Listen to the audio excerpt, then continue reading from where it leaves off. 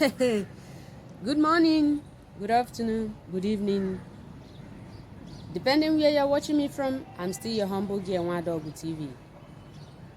Please, watch this video.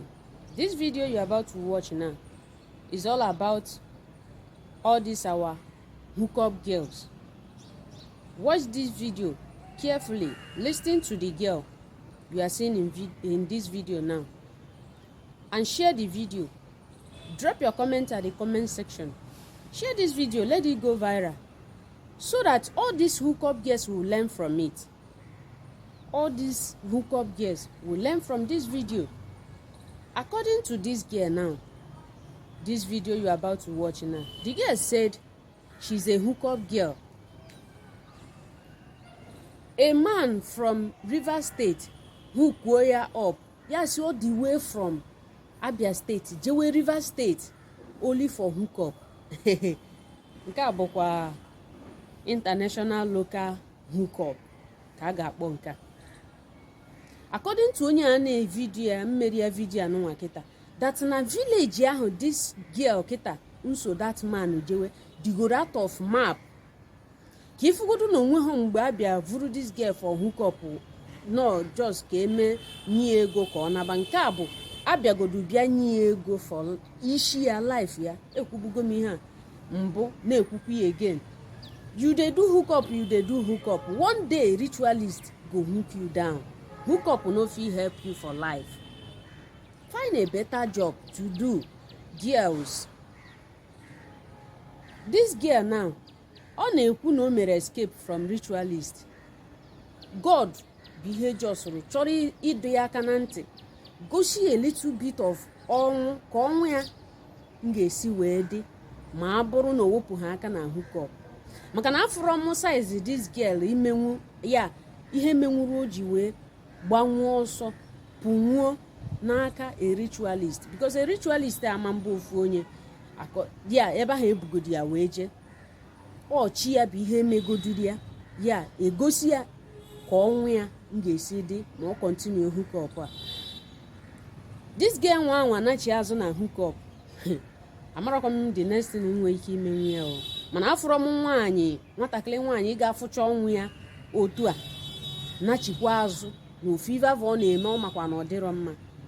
Share this video so that all these hookup girls will watch it, will see the video and learn from it and know that hookup can never help a girl in anywhere. What is hookup? Ndị a na-eme hookup inwe ike ịpụta nwekọwala anyị ihe bụ hookup. Ị na-hook up all the way from Abia State, solu nwoke ị na-amalọ for the first time. Ịmalụ nwoke a, ọ bụrụ your uncle, ọ bụrụ your brother, ọ bụrụ your father, ọ bụrụ nothing, just na ọbịa wole ego onye gị isoli all the way from Abia State jewe River State. According to onye a na-eme video anụnwa, ọ sịrị na village a ịkpọgodola afa na isi wee pụta na the village adịghọgodu na map, ọ dịgoro out of map ka i wee vụ na ya akwadola akwado. Ikekwe ọbụla ebe anyị na-anụgasị, anyị na-ada anụgasị a na-ekidnap ndị mmadụ aga na River State, ọ na-abụ onye ebe ahụ na no more coming out. Onye ọbụla ya njicharụ na that place pụtasị na a na-ele paasị mmadụ na a na-ele otu esi ele anụ, a na-ele otu esi ele ive n'ime abịa. Village adụrọ na map. And this girl na-amarọ na ụdị ebe vi aga, sọsọ ife ọ ma bụ na enye gị ego, akpọgafe ego, enye gị ego ya hookuru up all the way from Abia State jewe River State. Chi gị jọsụrụ dọọ gị aka na ntị, chi gị fụrụ gị n'anya. Ụmụnne m, biko, I'm still your humble girl. Kaba arụ ka ịtụsa vidio anụnwa. Na-esonyekwaziri m na YouTube. Subscribe at Nwadogu TV ka ị na-enweta ozi mgbe ọbụla m na-epost. Na-esonyekwaziri m na Facebook Nwadogu TV. Ọ ga-amara anyị niile na mma. Ndewonu. Kaba arụ tụsa vidio. I saw her here naked this morning. I'm a diver, as you can see.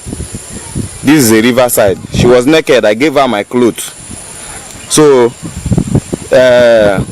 can you explain to the camera what you told me this morning? Yes. You say, what is your name again? Mirabel. Mirabel.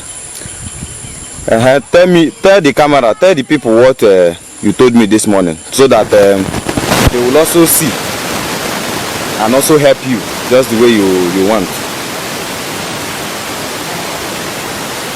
I'm from Abia State.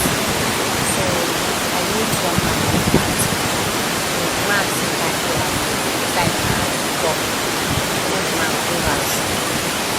River State, from Abia State. As I follow the marriage, so me and the man following me go to the house. So I come dey notice the man movement. So I come see say, as I come, the man come enter one room. I come see the man where he come dey do one kind thing for the room. I come see say na all these people dey do ritual. I come run comot for house because me I no wan make dem use me for ritual. Wetin happen be that. So you came all the way from Abia State to River State to do what again? You said is what? Hook up. Hi! Do you know where you are? You are in one village they call Mbogidi in River State. And this village is is not in the map. So ladies and gentlemen, please, just as she has explained, look at